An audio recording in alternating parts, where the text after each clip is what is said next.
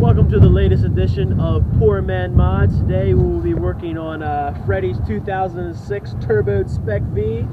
For this edition of Poor Man Mods, we'll be showing you how to install and how to properly hook up a grounding kit.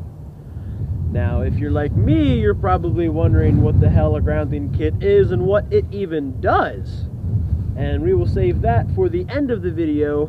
Mike apparently knows what it is and what it does, and he can elaborate for us towards the end of the video, so stay tuned.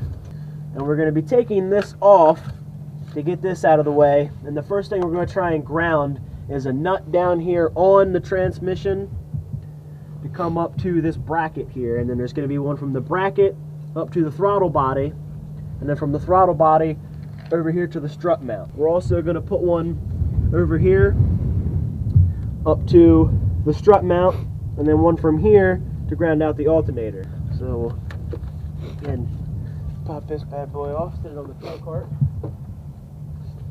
First things first, anytime you do anything electrical with any kind of car, you want to go ahead and disconnect the battery. Just go ahead and undo the negative terminal like that. Make sure there's no power going anywhere, you don't short anything out and blow a fuse. And then we're going to start breaking loose some of our bolts down here on this particular vehicle. Down here on the slave cylinder, we're going to go ahead and take this bolt out, and then this is going to run up to this bracket here, and then from the bracket to the throttle body. So we'll just do the liberty of taking off said nuts and bolts and I love getting nut off. Washers and doohickeys. And it's very important when you're working on cars not to lose the bolts. You don't want to lose a nut or a bolt. Alright, and then next we're going to take off this bolt right there for the bracket.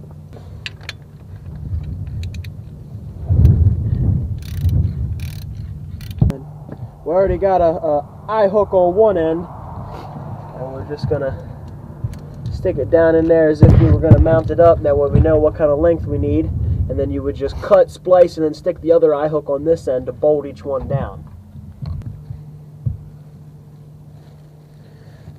Go ahead and start splicing off the end. Take a pair of dikes, just rip off the plastic part. Sometimes it's a little tight, you have to take a pair of pliers to actually pull off this. And then you take these eye hooks. We're going to stick this into that section there. And where my crimps are, here we go. Take the crimps. Just in case you guys were wondering, we're using 6-gauge wire for this kit. Are we? That's fantastic. Most kits are 4-gauge, but I don't really think a wire that thick is necessary, and also I don't think it looks as good. I mean, having a thick wire like that running off your engine bay doesn't really appeal to me. And it's more cost efficient to use smaller wire. That's also, and this is Poor Man Mods. That's also why we went with the black. The black obviously will look a little more hidden on an all black car, because we're kind of going for a little cleaner look. How the hell did you crimp this? But your crimps aren't big enough for exactly 6-gauge. We've been having issues with our crimper not crimping this way because we're using 6-gauge wire and it only goes up to 10. So we're using a brake rotor.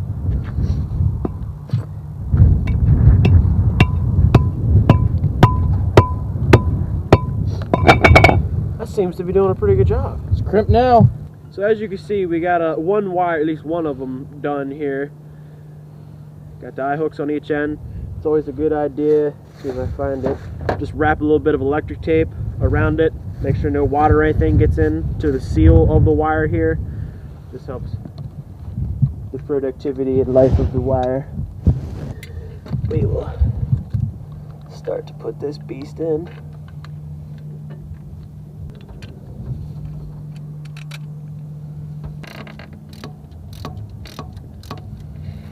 Now for the slow, agonizing thread back.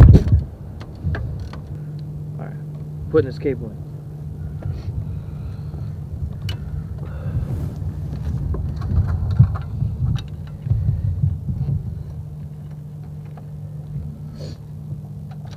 Now can you elaborate for the viewers what exactly a grounding kit does? No. We said that's for the end of the video. But Does this look like the end? But look how much time is left. But I want to know. No, they can find out the end.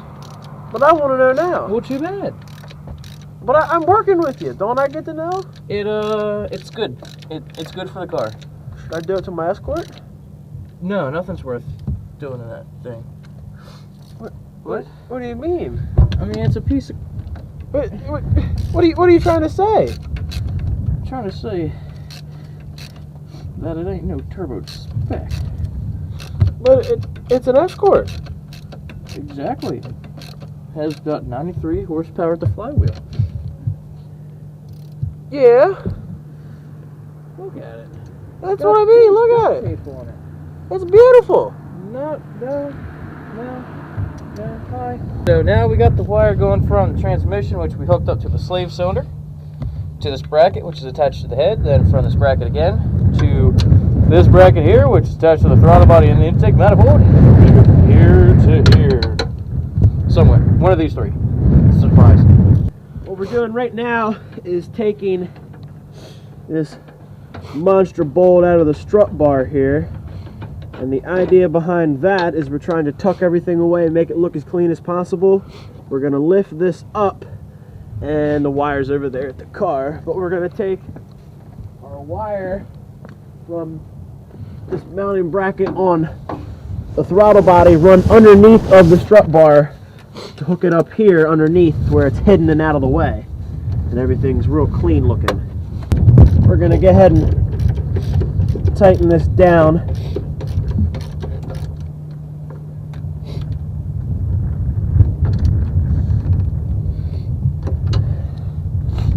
That way it's down as flush as it can get, and then we'll just hammer this down in a little bit to where we can get this bolt in here.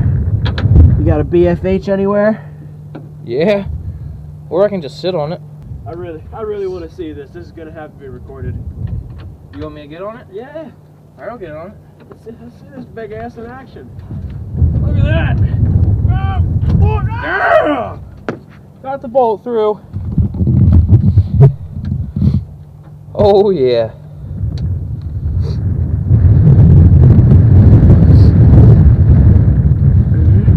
And then we'll zip tie this guy up here, hide it a little bit more.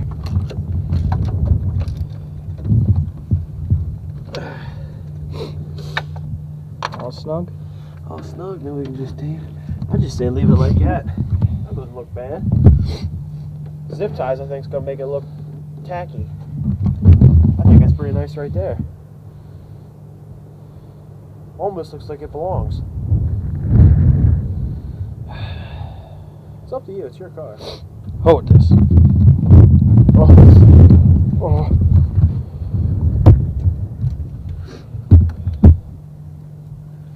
If we don't like it, we can cut it off.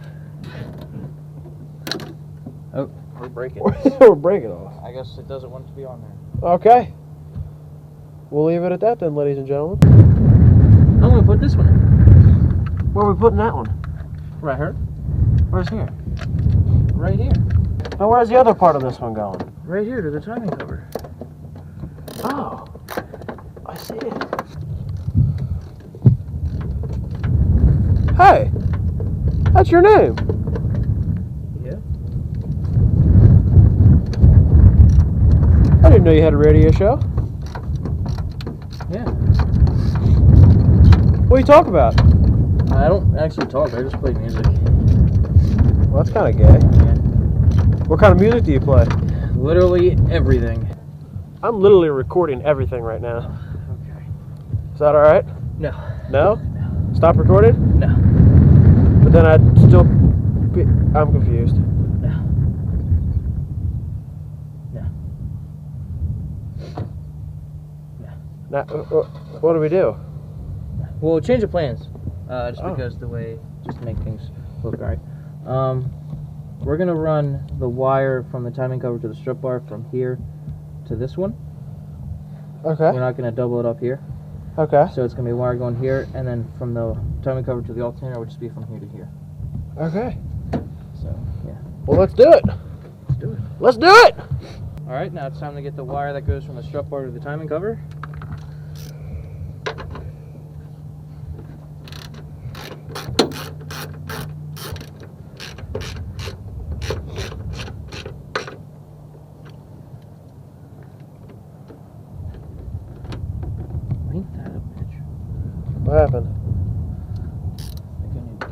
it's not going to be long enough. My precise measurements and cutting of the wire actually resulted in a shortage of the wire. So it's not going to be able to go to this bolt here. And instead of cutting it and making it fit to a shorter one or anything, we're just going to be lazy and move it to here. So we're just going to take this here guy off.